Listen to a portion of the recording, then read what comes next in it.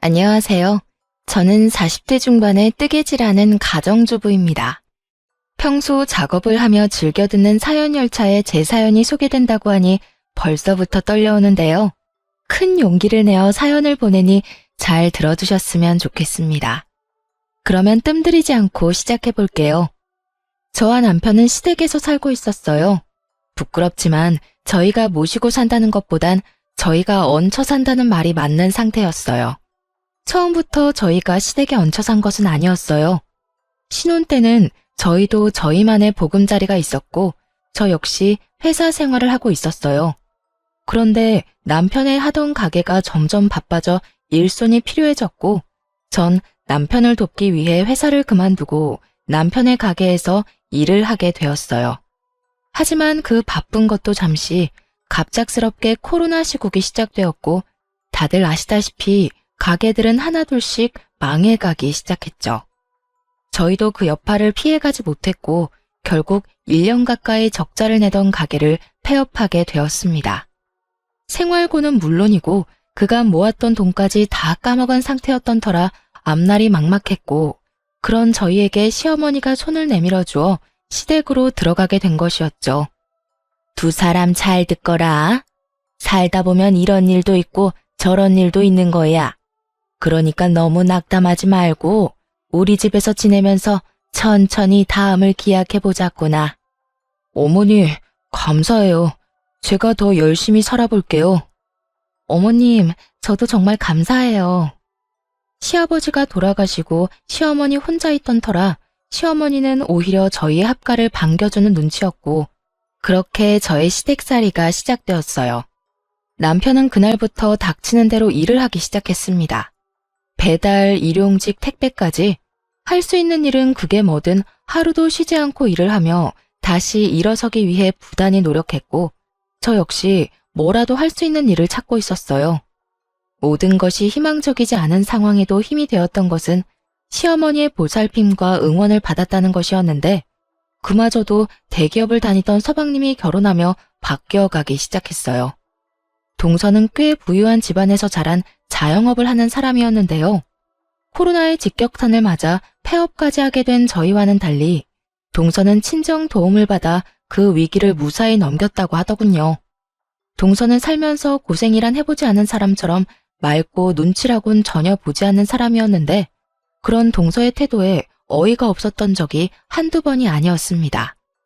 형님, 이번 아버님 제사 때 저 바빠서 준비는 못할 것 같아요. 아마 참석도 못할 수도 있을 것 같긴 한데 어떻게 해서든 참석은 할 수 있도록 빨리 마무리해보도록 할게요. 형님도 아시잖아요. 아무리 직원들 있어도 사장이 있어야 가게가 제대로 돌아가는 거. 동서가 시집오고 맞이한 시아버지의 첫 제사에 제가 들은 말이었어요.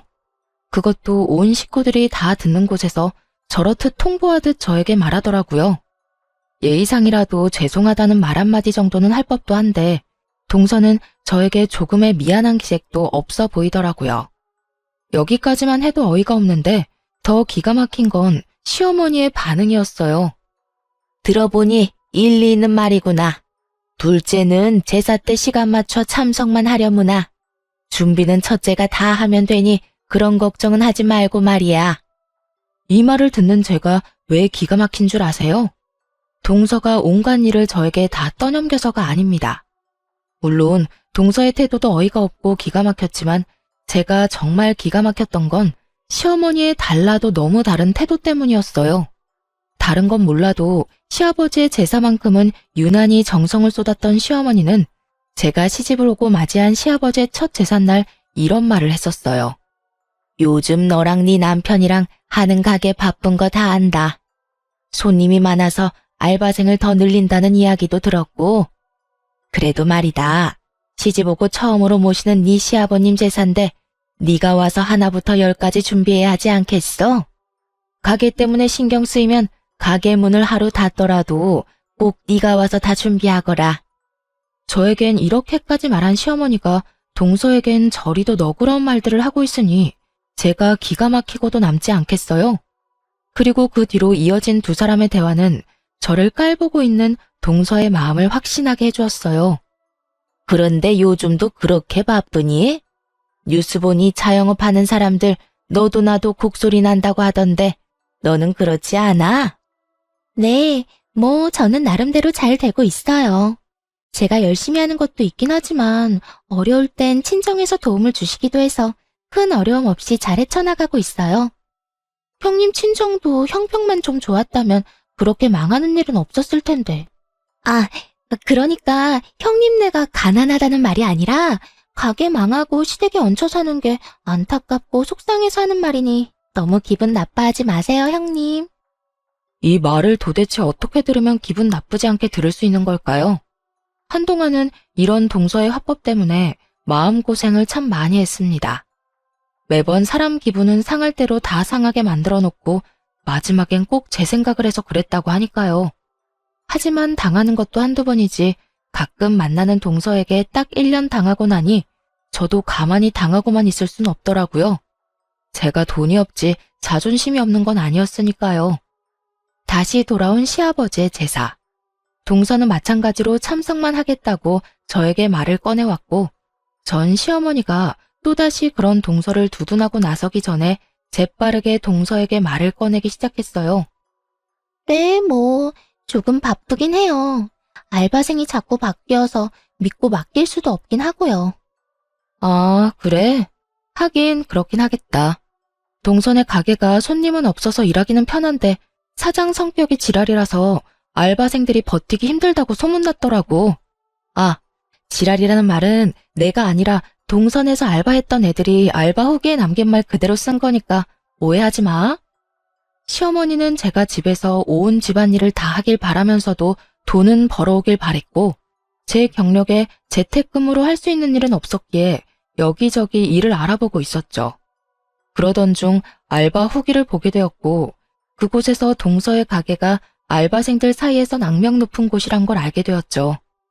동서의 가게는 장사는 버티는 게 용할 정도로 손님이 없어 일은 편하지만 사장인 동서의 갑질이 심하니 다들 그 갑질을 버텨낼 자신이 있으면 가라는 말이 허다하더라고요.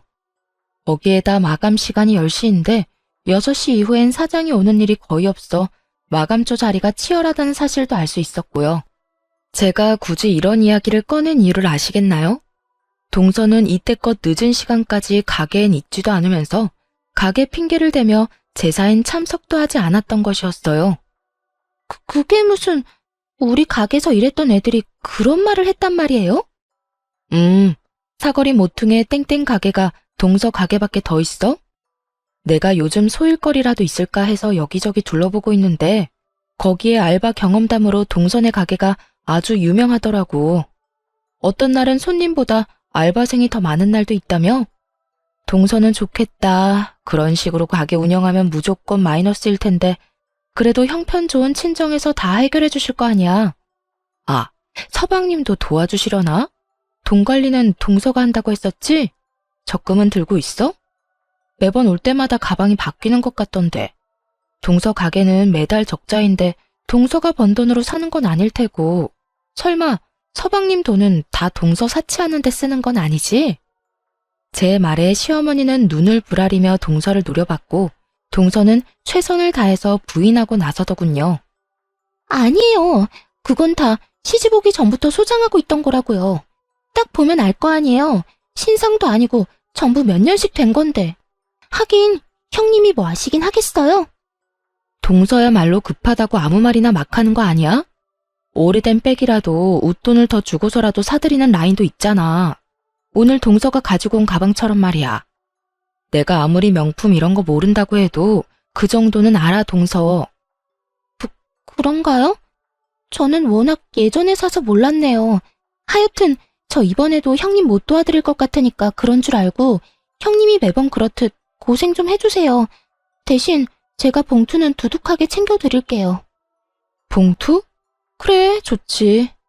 그런데 동서, 내가 알바 후기에서 보니까 동선의 가게 마감조 알바 자리 다툼이 치열하다는데 그건 왜 그런 걸까? 아마 마감조가 6시부터 10시까지인 것 같던데 도대체 왜 일 많은 마감조가 인기가 많은 걸까? 동서는 이유를 알아? 사장님 갑질이 심하다는 가게 마감조가 인기 있는 이유가 과연 뭘까? 동서의 얼굴이 사색이 되더군요. 이미 코너에 몰린 동서는 이때껏 거짓말을 해대며 시댁 행사에 빠져왔던 지난 일을 들킬 위기에 처하자 재빨리 제 입을 막더니 이렇게 말하더군요. 형님이 제 가게에 이렇게까지 관심이 많은 줄 미처 제가 몰랐네요. 내가 동서한테 관심이 없진 않지. 그래서 동서, 아까 뭐라고 그랬지? 이번에도 늦는다고? 참석만 할 거라고 그랬나? 아니요. 또 참석만 할 뻔했지만 올해는 어떻게 해서든 제가 일찍 와서 한다고요. 그러니까 이번엔 형님은 좀 쉬세요. 제가 다 해보도록 할게요. 그럴래 그럼? 이번엔 우리 동서 실력 좀 볼까? 아버님이 좋아하시겠네. 능력 좋은 둘째 며느리가 제사상도 다 차려주고 말이야. 아, 네. 그리하여 동서는 처음으로 시댁에서 일이란 걸 하게 되었고 시어머니도 자신의 만류에도 불구하고 동서가 하겠다고 나서니 지켜만 보더라고요. 처음으로 맛본 승리의 맛이란 정말 짜릿하고 시원하더라고요. 그 후 동서는 좀 달라졌냐고요? 전혀요. 동서는 그 일이 있고 난 후 일을 갈았는지 더욱 저를 깔보며 괴롭히기 시작하더군요. 시어머니에게 선물 공세까지 해대며 저를 괴롭히니 시어머니도 그런 동서를 두둔하고 나섰고요. 그날은 아침부터 시어머니가 보이지 않는다 싶더니 오후 5시쯤 동서와 함께 집으로 들어오더라고요. 다정하게 팔짱까지 끼고선 말이죠. 저는 집으로 들어온 두 사람에게 인사를 건넸지만 두 사람은 제 말이 들리지도 않는 것인지 제 인사는 무시한 채 하하호호 두 사람만의 세상에 빠져있더군요. 어머님, 오늘 즐거우셨죠? 그래, 우리 둘째밖에 없구나. 덕분에 오늘 너무 즐거웠어. 전신 마사지에 피부관리, 거기에 맛있는 밥까지. 오늘 완전 귀부인이라도 된 기분이었단다. 고마워, 우리 며느리. 아니에요. 이 정도로 멀려. 어머님 피부는 정기적으로 관리해 주셔야 효과 있으니까 저랑 자주 가요. 아까 제 회원권 끊는 김에 어머님 것도 끊었어요. 어머나, 그게 정말이니? 아까 보니까 회원권도 비싸던데. 하여튼 우리 며느리는 돈 쓸 줄 안다니까. 어딜 갔다 왔나 싶었더니 아주 제대로 시어머니를 구워 삼고 왔더라고요. 전신 마사지에 피부 관리에 밥까지 풀코스로 시어머니를 녹여놓았더라고요. 시어머니의 입은 귀에 걸려 있었고 이런 시어머니를 흐뭇하게 보던 동서는 고개를 돌려 저를 보며 이렇게 말하더군요. 형님, 저희 물 좀 주세요. 하루 종일 힘들게 돌아다녔더니 목이 타네요. 순간 진짜 진심으로 동서가 드디어 미쳤구나 하고 생각했어요. 아무리 시어머니의 신음을 한 몸에 얻고 있다고 한들 어떻게 손윗사람한테 물 심부름을 시킬 수가 있는지 제 상식에선 이해가 되지 않았거든요. 제가 동서의 말에 너무 황당해 버벅거리는 사이 동서는 저를 재촉하기 시작했고 동서가 짜증을 낸다 싶으니 시어머니까지 나서 물 심부름을 시키더라고요. 형님, 못 들었어요? 물 좀 달라고요. 물 달란 지가 언젠데 아직 가만히 서 있대? 물 기다리다가 목말라 죽겠네. 그러게, 첫째야, 물 좀 가지고 오라고 하지 않니? 얼른 가서 물 좀 떠오거라. 나도 물 좀 먹어야겠다. 시어머니는 저를 보며 따지듯 말했고 저는 주방으로 가 물 2잔을 떠와 한 잔은 시어머니의 옆에 두고 한 잔은 동서의 손에 주는 척을 하며 동서의 옷에 물을 다 부어버렸습니다. 아이, 차가워. 형님, 이게 뭐 하는 짓이에요? 어머, 실수. 손이 미끄러져서 말이야. 그나저나 다 젖어서 어떻게 한대? 동서 엄청나게 찝찝하겠다. 정말 실수였냐고요? 그럴 리가요. 제가 미쳤다고 저 얄미운 동서 입에 들어갈 물을 떠다 주겠어요? 저는 시어머니의 말이 떨어지자마자 물을 확 부어 버려야겠다고 생각했고 그냥 동서의 머리에 부어버리기엔 너무 티가 날 것 같아 건네주며 일부러 손에서 놓쳐버렸던 거죠. 정말 실수라고 생각하는 시어머니와는 달리 눈치 빠른 동서는 저에게 화를 내며 따지기 시작했어요. 실수? 참나 기가 막혀서. 실수는 무슨. 형님, 일부러 엎은 거 다 티나거든요? 아, 진짜 이게 얼마짜리 옷인데 어떻게 책임질 거예요? 실수라니까. 그리고 커피도 아니고 물이야 물. 그 옷은 물 쏟으면 옷이 다 녹아내리기라도 해? 그런 것도 아니면서 책임은 무슨 책임? 괜히 오버하면서 괜히 사람 잡지 말고 나한테 이럴 시간에 얼른 집에 가서 옷이나 갈아입어. 아니면 내 옷이라도 줄까? 아니면 어머님 옷이라도 줘? 동서는 제 말에 그저 씩씩거리기만 할 뿐이었어요.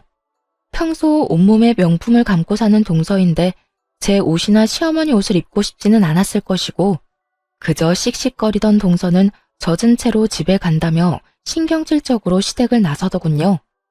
그런 저를 보며 시어머니는 혀끝을 찼고요. 그러거나 말거나 저는 참 통쾌했습니다. 하지만 그날 이후 시어머니는 본격적으로 동서 편만 들기 시작했고 처음엔 동서가 오는 날에만 스트레스를 받았는데 시간이 지날수록 동서가 오지 않는 날에도 스트레스가 쌓여갔어요. 우리 둘째는 정말 싹싹하지 않니? 이번엔 글쎄 내 화장품까지 싹 다 바꿔주더라니까. 내 나이엔 고급 라인을 써줘야 한다고 말이야. 통도 얼마나 큰지 내가 아주 우리 둘째 며느리 때문에 호강한다니까. 그러게요. 어머님 좋으시겠어요. 좋다마다. 내가 며느리 덕에 이런 호강을 다 누리게 될 줄은 몰랐는데 내 아들이 다른 건 몰라도 장가 하나는 정말 끝내주게 잘 갔지. 그렇고 말고. 역시 내 아들이야. 시어머니는 동서가 없는 곳에도 말끝마다 동서 타령을 하기 시작한 것도 모자라 제가 정말 식모라도 되는 줄 아는지 무리한 요구까지 하기 시작하더라고요. 얘 첫째야, 너 반찬 좀 만들거라. 네?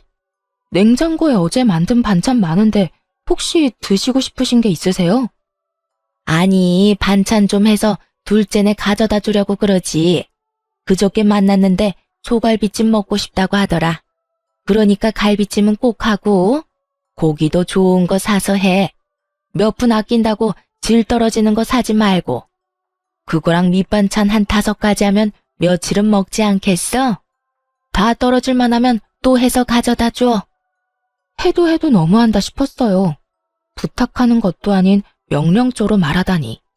시어머니가 저를 고작 해야 식모쯤으로 여긴다는 걸 깨달았고 전 그런 취급까지 받으며 살고 싶진 않았습니다. 그래서 할 말은 다 하기로 했죠. 싫어요, 어머님. 제가 왜 동선의 냉장고 사정까지 신경 써줘야 해요? 동서가 바빠서요? 어머님은 동선의 가게 가보지도 않으셨어요? 거기 파리만 날려요. 그런 가게에서 바빠봤자 얼마나 바쁘다고 집에 반찬할 시간이 없대요? 그리고 설사 너무 바빠 반찬할 시간이 없으면 사 먹던가. 사 먹는 게 싫으면 동서가 직접 와서 부탁하라고 하세요. 그러면 제가 다시 한번 생각이나 해볼 테니까요. 뭐야? 너 진짜로 먹는 거로 이렇게까지 치사하게 나올 거야? 그까지 반찬하는 게 뭐 그렇게 힘들다고 이 난리인 게야? 반찬 몇 가지에 갈비찜까지 하는 게 쉽다고 생각하세요? 그렇게 쉬우시면 어머님이 직접 해서 주는 것도 괜찮겠네요. 동서가 더 고마워하지 않겠어요? 내가 그 힘든 걸 어떻게 해? 내 나이가 몇인데. 어머님, 조금 전까진 그까짓 거 뭐가 힘드냐고 했으면서 왜 지금은 말이 바뀌세요? 그거야. 너랑 나랑 같니? 넌 젊잖니? 그러니까 1살이라도 더 젊은 동서한테 직접 하라고 하세요. 저보단 동서가 덜 힘들 테니까요. 말을 하면 할수록 궁지에 몰린다 싶었는지 시어머니는 입을 다문 채 그저 저를 쏘아보더라고요. 전 그런 시어머니의 시선을 외면한 채 방으로 들어와 버렸고요. 그렇게 반찬 사건도 그냥 넘어가겠거니 했는데 어느 날부터 집에 반찬만 했다 하면 사라지는 일이 일어나더군요. 처음엔 그저 이상했는데 계속 그런 일이 반복되니 굳이 묻지 않아도 알 수 있었습니다. 시어머니가 저 몰래 갓 만든 반찬을 동선의 집으로 가져다 주고 있다는 사실을요. 화가 나기도 했지만 오죽했으면 노인네가 눈치까지 살펴가며 몰래 젖단지까지 할까 싶어 모른 척 해주고 있는데 눈치 없는 동서가 연락이 왔더군요. 형님, 이번 반찬은 왜 그렇게 한 거예요? 너무 짜서 먹지도 못했어요. 다음부턴 간 좀 제대로 맞춰주세요. 저흰 싱겁게 먹는 거 뻔히 알면서 이걸 먹으라고 보낸 게 맞아요? 하여튼 이번 반찬은 손도 못 대고 다 버렸으니까 그런 줄 알고 다시 만들어서 보내주세요. 동서, 그 반찬들 동서 먹으라고 만든 거 아니야. 우리가 먹으려고 만든 건데 어머님이 나 몰래 동서한테 가져다 주고 있었던 거라고. 그렇게까지 하는 어머님이 안쓰러워서 모른 척하고 있었더니 뭐가 어쩌고 저째? 그렇게 미각이 예민하면 직접 해먹어. 아니면 돈 주고 반찬 가게에서 사 먹거나. 어디서 버릇없이 다시 해내라 말아야? 다신 내 반찬 가지고 갈 생각도 하지 마. 알겠어? 전화를 끊고 나서도 화가 가라앉지 않더라고요. 건방을 떠는 것도 한두 번이지 정성스레 만든 제 반찬을 버렸다고 하는 것도 모자라 다시 해오라고 하는 동서의 말이 계속 귓가에 맴돌아 정말 몸이 다 떨려왔어요. 그런 제 모습에 남편이 무슨 일이냐고 물어오더라고요. 당시에 남편은 밤낮 없이 일하느라 집에선 쓰러지듯 잠만 자고 다시 가는 생활을 반복 중이었는데 그런 남편이 신경 쓰게 하고 싶지 않아 아무 말도 하지 않은 상태였죠. 날은 오랜만에 남편이 하루 쉬는 날이었고 하필 옆에서 통화 내용을 다 들어버린 것이었어요. 하는 수 없이 저는 그간의 일을 털어놓게 되었고 남편은 잔뜩 굳은 얼굴로 이렇게 말하더군요. 일단 알겠어. 그동안 맘고생 심했겠네. 얼마나 속상했을 거야. 이젠 내가 다 알았으니 내가 해결할게. 그러니까 조금만 더 참고 기다려줘. 난 괜찮으니까 너무 무리하지 마. 알겠지? 무리는 무슨. 내 걱정하지 말고 당신은 당신 마음이나 신경 써. 진작 나한테 말하지. 혼자 그걸 어떻게 참고 견뎠어? 하여튼 내가 빨리 집 알아볼게. 상황이 그렇게 되니 이때껏 혼자 소거리한 것이 조금 후회스럽더라고요. 진작 남편에게 털어놓고 상의했더라면 속이라도 편했을 텐데 싶어서요. 남편은 제게 말한 것처럼 바쁜 와중에도 부동산을 다니며 우리가 살 집을 알아보는 듯했고 전 그런 남편을 믿고 될 수 있으면 시어머니와 부딪히지 않고 지내고 있었어요. 그러던 어느 날 한동안 시댁에 잘 오지 않던 동서가 집으로 오더라고요. 동서는 집에 오자마자 저에게 건방진 묵례만 하고선 시어머니를 데리고 방으로 들어가 버리더군요. 그런 동서를 보며 또 무슨 일로 저러나 싶었는데 그 이유가 며칠 뒤에 밝혀졌습니다. 동서가 다녀가고 며칠 뒤 시어머니는 일을 끝내고 온 남편과 저를 불러 앉히고선 이야기를 꺼내기 시작했어요. 두 사람한테 미안한데 이제 이 집에서 나가서 살았으면 좋겠구나. 갑작스러워도 너무 갑작스러운 시어머니의 통보에 남편과 저는 당황스러웠어요.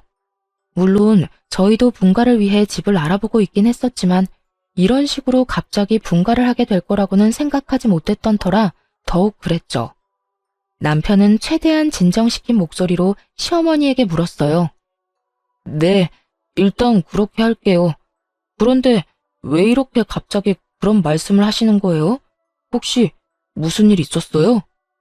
그게 나 이제 둘째네 들어가서 살려고 그래. 둘째가 나 모신다고 이 집 처분하고 들어오라고 하더라. 동서가요? 동서가 어머님을 모신다고 했다고요? 그래. 둘째가 이제 자기 집에 들어와서 살라고 하더구나. 넓고 좋은 집에서 호강시켜준다고 하더구나. 내가 이 집에서 너희랑 산다고 해서 나한테 남는 게 있는 것도 없고 둘째가 그렇게 말할 때 이 집 처분하고 들어가려고 해. 동서와 둘이 무슨 이야기를 나누었나 했더니 이거였더라고요. 시어머니는 이미 부동산에 집까지 내놨다고 했고 전 이 모든 상황이 의심스러웠어요. 제가 아는 동서는 저를 골탕 먹이기 위해 시어머니에게 잘하는 것뿐 시어머니를 모시고 싶어 할 위인이 아니었거든요. 제사 모시는 것, 명절 지내는 것, 하물며 시어머니 생신도 챙기기 싫어 이런 핑계 저런 핑계를 대가며 겨우 얼굴만 비치고 선물 공세만 펼치던 동서가 시어머니 호강을 위해 시어머니를 모신다? 그건 정말 말도 안 되는 것이었죠. 하지만 이런 제 생각과는 달리 시어머니는 동서의 말을 찰떡같이 믿는 듯했고 저와 남편에게 언제까지 나갈 거냐고 묻더라고요. 그래서 하는 말인데 하루라도 빨리 집에서 나가줬으면 좋겠구나. 너희 나가고 나면 나도 짐 정리 다 해서 바로 둘째네로 들어갈 거니. 대략 언제쯤이면 나갈 수 있겠니? 내일 부동산 가보고 적당한 집 있으면 바로 이사할 테니 걱정하지 말고 짐 정리 시작하세요. 그런데 어머니, 혹시 집 처분한 돈은 어떻게 하실 건가요? 혹시 재수 씨 주는 건 아니죠? 남편의 말을 듣는데 설마 싶더라고요. 그러면서도 드는 생각이 어쩌면 그럴 수도 있겠다 싶더군요. 그날 동서와 시어머니는 방에서 꽤 긴 시간 동안 이야기를 나누었고 중간중간 시어머니의 놀란 소리나 탄성 소리 등이 들려왔었거든요. 하나둘 퍼즐이 맞춰가는 순간 시어머니는 말까지 더듬으며 일단 부인을 하고 나서더군요. 뭐라고? 내가 그 돈을 왜 둘째를 줘? 내가 따로 가지고 있을 거니 내 돈 걱정은 하지 말고 너희나 걱정해. 혹시 나한테 돈 내놓으라고 하려고 그러니? 혹시나 하는 말인데 그 돈 내 노후 자금이다. 절대 못 내주니 너희 살 길은 너희가 알아서 찾거라. 그럴 생각도 없어요. 저희도 저희가 살 집 구할 능력 정도는 충분히 되는데 왜 어머니 돈을 욕심내겠어요? 그저 걱정되어서 그랬어요. 걱정? 무슨 걱정? 혹시나 그 돈 재수 씨한테 투자했다가 잘못되기라도 하면 가족도 잃고 돈도 잃을 수 있으니 조심하시라고 말해주려고 했죠. 설사 그런 일이 있더라도 내 돈이니 너는 상관하지 말거라. 자꾸 돈 이야기 꺼내면 내 입장에선 네가 내 돈 노린다고 생각할 수밖에 없어. 그러니까 그만해. 그런 거 아니라고 방금도 말했잖아요. 정말 걱정되어서 한 말인데 왜 그렇게 화를 내세요? 그러니까 내 돈 걱정을 네가 왜 해? 집도 절도 없어서 내 집에서 이때껏 얹혀 산 주제에. 하여튼 너랑 이래서 이야기도 하고 싶지 않은 거야. 너랑 이야기만 했다 하면 좋던 기분도 나빠진다. 얼른 들어가. 이사 갈 날 정해지면 말해주고. 저 역시 마찬가지예요. 예전부터 늘 이런 식이었어요. 대기업 다니는 둘째만 아들 취급하시고 제 말은 늘 무시하고. 그래도 저희 힘들 때 흔쾌히 들어와 살라고 해주셔서 이제 저한테도 마음의 문을 열었나 했더니 그것도 제 착각이었나 보네요. 어머니 말대로 앞으로는 어머님 일에 아무 상관도 하지 않을 테니 나중에 후회하지 마세요. 감정이 많이 상한 남편은 방으로 들어가 버렸고 저 역시 남편을 따라 방으로 들어갔죠. 방에서 저희가 대화를 나눠본 결과 시어머니는 동서에게 돈을 주는 것이 거의 확실해 보였죠. 하지만 저희가 말을 더 꺼내봤자 재산 노리고 그런다며 괜한 오해나 받을 것 같았고 우리 나름대로 충분히 위험성을 설명했으니 나머지는 시어머니가 알아서 판단할 거라 생각하기로 했습니다. 그 후 저흰 적당한 집을 구해 서둘러 이사를 나왔고 저희가 나오자마자 시어머니 역시 집을 처분해 동선에 들어가게 되었습니다. 그렇게 다시 시작하게 된 둘만의 생활이 참 좋더라고요. 비록 전셋집이지만 내 집 꾸미는 재미도 있고 살림 사는 것도 훨씬 수월했어요. 무엇보다 좋았던 건 저도 제 일을 알아볼 수 있다는 것이었어요.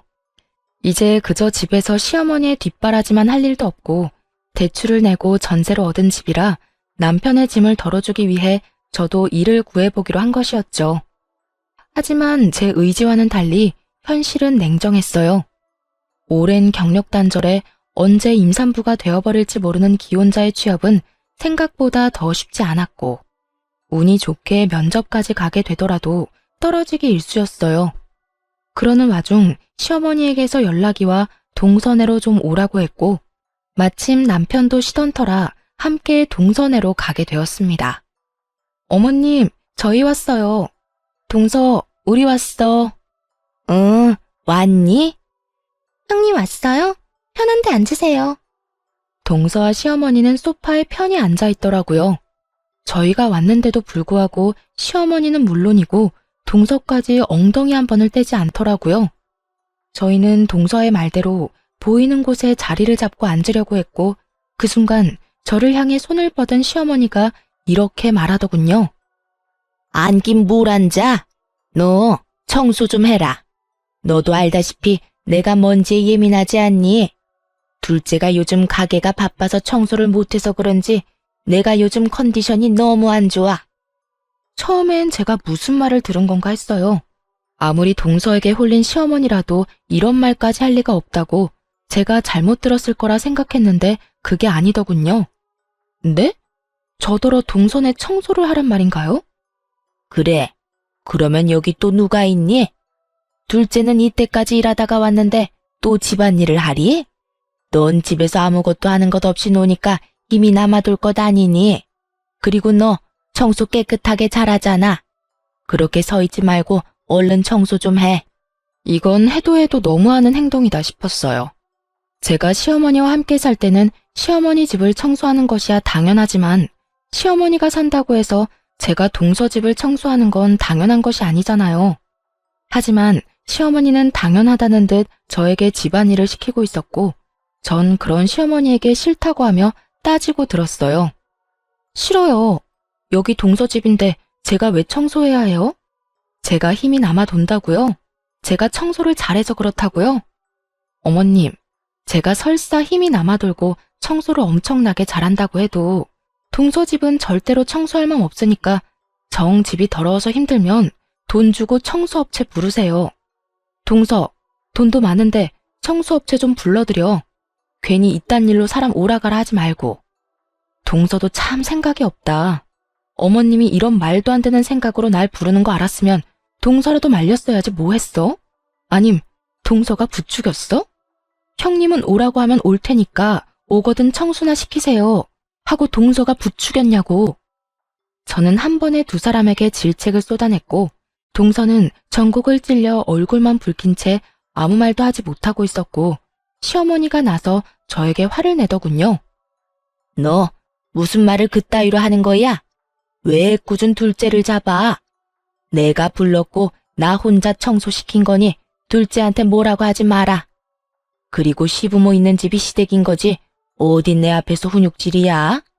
넌 그냥 내가 하라고 하면 되는 거야. 그러니까 잔말 말고 청소나 해. 어디 능력도 없어 제대로 된 일자리 하나 없는 게 누구 보고 생각이 있다 없다를 논해? 자기 분수를 알아야지. 참 할 말이 없더군요. 아니, 정확히는 떠오르는 말이 욕뿐이라 마땅한 말을 고를 수가 없는 상태였어요. 그렇게 열심히 할 수 있는 말을 골라내는 사이 남편이 화가 단단히 났는지 시어머니에게 화를 내며 따지고 들더군요. 어머니, 이 사람한테 그딴 식으로 말하지 마세요. 이 사람 저만 안 만났으면 멀쩡히 회사 생활 잘하면서 남들처럼 떵떵거리면서 살았을 거라고요. 저 돕는다고 회사 그만두고 가게 하다가 잘못돼서 이렇게 돼버린 것도 미안한데 어머니까지 그렇게 말해야 하겠어요? 남편은 시어머니의 언행을 지적하며 저를 감싸주기 시작했고 그런 남편의 태도에 시어머니는 어이가 없다는 듯 삿대질까지 하며 언성을 높이기 시작했어요. 아니 이 녀석이 지금 누구한테 소리를 질러대는 거야? 내가 네 부모다. 내가 널 낳아준 엄마라고. 그런데 감히 내 앞에서 네 마누라 편이나 든다고 나한테 소리를 질러? 오죽했으면 이러겠어요. 사람 무시해도 정도가 있지. 어떻게 손 아래 사람 집 청소를 시킬 수가 있어요. 앞으로 이런 일론 연락도 하지 마세요. 아니 앞으로는 어머니가 사랑하는 둘째 아들, 둘째 며느리랑만 사세요. 괜히 밉고 싫은 저희한테 연락하지 말고요. 뭐야? 너 지금 연이라도 끊자 이 말이야? 그렇게 받아들이셨다면 그렇게 해도 되고요. 어차피 저한테나 이 사람한테나 관심도 애정도 없잖아요. 남편은 시어머니의 눈을 똑바로 바라보며 말했고 그런 남편을 보던 시어머니는 피식거리며 콧방귀를 뀌더니 남편의 말에 한술 더 보태 말하기 시작하더라고요. 그래? 그러면 그렇게 하자. 너 앞으로 나한테 연락도 하지 말거라. 살다가 힘들어도 나한테 연락하지 마라. 난 이제 너 같은 아들 없다. 내가 죽었다고 해도 장례식장에도 오지 말거라. 홧김에 하는 말 아니니 오해 같은 거 하지도 말고 아예 부모 없다고 생각하고 살아. 그렇게까지 말해주니 마음이 한결 가볍네요. 그러면 잘 사시고 건강하세요. 남편과 저는 집으로 돌아왔고 그 뒤론 시댁 식구들과 연락도 하지 않고 살았어요. 여전히 전 취업을 위해 열심히 노력하고 있었지만 역시나 취업은 되지 않았고 여러 가지 고민하던 중 제가 시간 날 때마다 만든 뜨개질 제품을 온라인에 팔기 시작했습니다. 그러면서도 일자리는 계속 찾고 있었는데 잊고 지냈던 동네 어플에서 동서 가게 이야기를 또 보게 되었어요. 그건 다름 아닌 동서의 가게가 결국 망해버렸다는 글이었는데 무슨 일인지는 모르나 가게로 빚쟁이들이 찾아오고 한바탕 난리가 났었다고 하더라고요.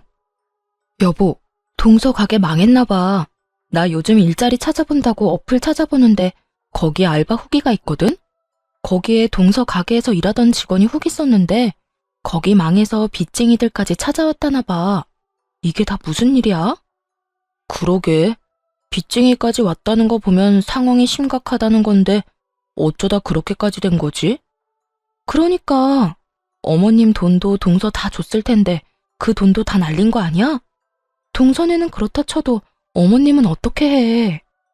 그런 걱정을 왜 해? 알아서 하겠지. 당신 혹시나 어머니한테 연락이 와도 연락 딱 끊어? 괜히 약한 모습 보이지 말란 말이야. 전 알겠다고 했고 남편의 예상대로 시어머니에게서 연락이 오더라고요. 1년 만에 연락이 와서 당당하게 꺼낸 시어머니의 말은 정말 가관이었습니다. 부모 영 끊고 잘 살고 있니? 어머님, 모르는 사람이 들으면 저희가 일방적으로 영 끊어낸 줄 알겠어요. 장례식장에도 오지 말라고 하면서 딱 잘라낸 건 어머님이잖아요. 그땐 하늘이 두 쪽이 나도 연락 한 통 없을 것처럼 모지게 굴더니 웬일이세요? 다름이 아니라 내가 돈이 좀 필요해서 연락했다. 집 처분한 돈은 다 어쩌고 돈이 급하신데요? 그 돈이 자유로웠으면 내가 너한테 이런 연락을 했겠니? 그 돈은 다 투자를 해서 뺄 수도 없는 상황이야. 그러니까 너희 이때까지 모은 돈 나한테 좀 빌려주고 내가 투자금 회수하는 대로 이자까지 쳐서 돌려줄 테니 지금 바로 입금할 수 있겠니? 제가 시어머니에게 빚진 것도 아닌데 마치 빌려준 돈 받아가는 사람처럼 당당하더라고요. 그런 시어머니에게 잠시나마 안쓰러운 감정을 느꼈던 제가 얼마나 한심했나 모릅니다. 전 더는 시어머니가 저를 이딴 식으로 대할 수 없게 좀 더 단호하게 말하기로 했어요. 저희 그런 돈 없어요. 뭐야? 너흰 도대체 뭐 하고 살길래 그까짓 돈 몇 천만 원이 없는 게야? 하긴 가장은 변변한 직장도 없이 일용직이나 하고 다니고 능력 없는 마누라는 집에서 밥이나 축내고 있으니 그런 돈이 있을 리가 없겠지. 혹시나 했던 내가 바보였어. 그나저나 넌 언제까지 그렇게 놀고 먹을 거니? 정 안 되면 너도 일용직이라도 나가서 한 푼이라도 더 벌어봐. 그렇게 살아서 어디 살림이라도 나아지겠니? 시어머니는 저를 깔아뭉개는 많은 말들을 서슴없이 쏟아내고 있었고 저 역시 시어머니의 말을 들으며 분노가 폭발하고야 말았습니다. 어머님, 제가 그까짓 몇 천만 원이 없는 게 아니라 어머님을 빌려줄 그런 돈이 없다는 말이었어요. 뭐야? 너 지금 이 시험이 놀리는 게야? 너 지금 나랑 말장난해?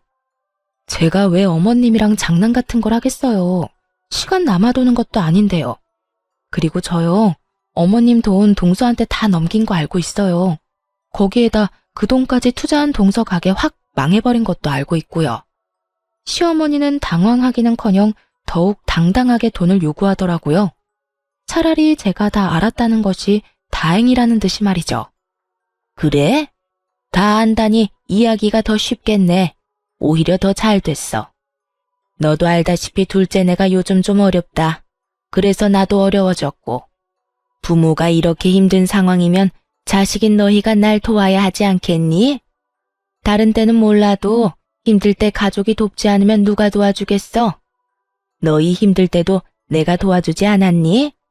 그러니까 당장 있는 돈 다 보내거라. 참 당황스럽기도 화가 나기도 하더라고요. 시어머니가 저희가 힘들 때 선뜻 합가를 권해주신 건 사실입니다. 그 마음은 지금까지도 감사하게 생각하고 있고요.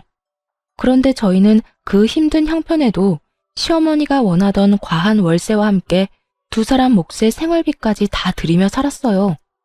결코 그저 얹혀 산 것이 아니었어요. 거기에다 집안 살림부터 시작해서 시어머니의 식모 노릇을 하며 살았으니 저흰 할 만큼 했다는 생각을 합니다. 이런 사실을 시어머니는 까맣게 잊은 듯 하길래 전 시어머니에게 저희가 그저 얹혀 산 것이 아니란 걸 말해주었어요. 어머님, 그때 도와주신 건 지금도 감사하게 생각하고 있어요.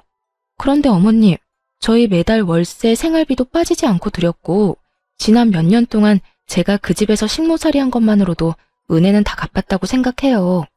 그러니까 그때 일 여기에 갖다 붙이지 마세요. 전혀 다른 문제니까요. 그리고 그렇게 도움이 필요하면 저 말고 동서한테 말하세요. 돈은 동서한테 다 쓰고 도움은 저한테 받으려고 하지 말고요. 제 말에 시어머니는 노발대발 화를 내며 상처가 될 말을 고르고 골라 모진 말을 쏟아대더라고요. 하지만 그런 말로 더는 상처를 받지도 않았고 무엇보다 당하고만 있을 저도 아니었죠. 너 진짜 이렇게 나올 거야? 둘째네 상황 뻔히 안다는 애가 그런 말을 하고 싶어? 둘째가 나를 도울 상황이 됐으면 내가 너한테 이딴 전화나 하고 있겠어? 생각이 짧은 거니 아니면 그냥 머리 자체가 나쁜 거니? 그러는 어머님은요? 생각이 짧은 거예요? 아니면 머리가 나쁜 거세요? 아니, 두 가지 다이려나? 저한테 어떻게 했고 남편한테 무슨 말까지 했는지 아직까지 기억에 생생한데 저희가 도와줄 거라 생각했어요?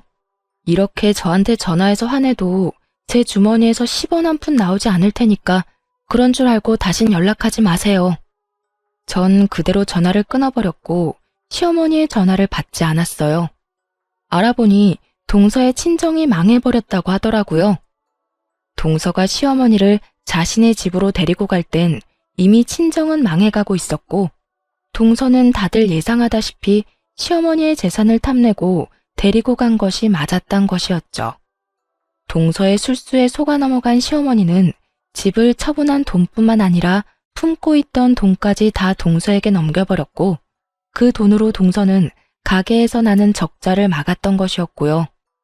친정도 망한 와중에 시어머니의 돈까지 끌어다 썼으면 그제라도 정신을 차리고 열심히 살아야 할 동서는 그저 사치를 부리며 살았다고 하더라고요. 거기에다 가게 운영 부족은 여전했으니 1년 동안 버티고 버티던 가게는 폭삭 망해버린 것이었던 것입니다.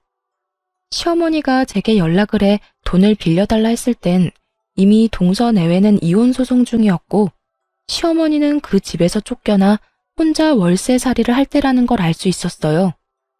그런 와중에도 저에게 자존심을 세우느라 월세방 사는 자신의 불쌍한 처지는 한마디도 하지 않고 끝까지 당당한 태도로 저에게 돈을 뜯어가려고 했던 것이었죠.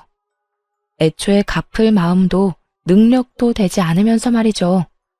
저는 이런 모든 사실을 남편에게 알려주었어요. 여보, 요즘 어머님 월세살이 한다고 하더라. 동서 가게만 망한 게 아니라 친정까지 망해서 빚쟁이들한테 쫓기다시피 한다나 봐. 서방님은 이혼 소송 중이고 그래서 나한테 돈 빌려달라고 했나 봐. 당신 어머님 저대로 둬도 괜찮겠어? 안 괜찮을 건 뭐 있어? 어머니 한 말 잊었어? 본인 장례식장에도 오지 말라고 했잖아. 나 어머니한테 남은 정도 없고 감정도 없어. 어머니가 월세살이를 하든 길바닥에 나 앉았든 나하고는 상관없는 일이라고 생각하면서 살 거야. 그런 일은 없겠지만 혹시나 이제 와서 어머니가 잘못했다고 싹싹 빌어도 받아줄 생각 없으니까 당신도 그렇게 알고. 더는 그쪽으로 신경 쓰지 마. 알겠어. 난 다 상관없는데 혹시나 당신 마음 안 좋은데 괜히 나 때문에 이러지도 저러지도 못하나 싶어서 물어본 거야. 다 알아, 당신 마음. 그런데 있잖아, 여보. 나는 어머니보다 당신이 더 중요해. 어머니가 당신한테 그렇게 함부로 대하고 상처 주는 거 두 번 다신 보고 싶지 않아. 그러니까 어머님 신경 이제 쓰지 말고 우린 우리끼리 잘 살자. 전 알겠다고 했고 그 후론 그쪽으론 신경 안 쓰고 살았던 것 같아요. 시어머니에게서도 연락이 오지 않았고요. 가끔 서방님에게 연락이 오곤 했는데 동서와 이혼을 하고 난 후 시어머니를 모셔보라고 했지만 이미 동서와 살며 씀씀이가 커질 대로 커진 시어머니를 도저히 감당하지 못해 서방님 역시 연을 끊고 산다고 하더라고요. 시어머니는 여전히 월세살이를 하며 청소 일용직을 다닌다고 했고요. 뭐 그마저도 일하는 사람들과 다퉈 쫓겨날 수도 있다는 이야기도 들을 수 있었네요. 남편과 저는 잘 지내고 있습니다. 남편은 여전히 어떤 일이든 열심히 하고 있고 전 다른 사연에서 듣던 것처럼 대박이 나진 않았어요. 하지만 여전히 꾸준히 노력하며 지내고 있고 그 덕분인지 제가 만든 상품을 팔아 꾸준히 생활비 정도는 벌고 있답니다. 앞으로 혹시나 시어머니가 깊은 반성을 하며 진심 어린 사과를 해온다면 다시 연락을 하며 지내긴 하겠지만 그렇지 않다면 이대로 연을 끊은 채 살 예정이에요. 시어머니의 성격상 절대 저희에게 굽히고 들어올 사람이 아니니 사실상 연을 완전히 끊은 거나 마찬가지겠네요. 돈이 많지 않지만 남편과 저는 여전히 사이가 좋고 행복하며 앞으로도 행복하게 잘 살아보려고 합니다. 힘을 합쳐 열심히 살다 보면 저희도 술술 잘 풀리는 날이 오지 않겠어요?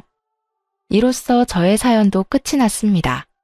제 사연 들어주신 모든 분 감사합니다.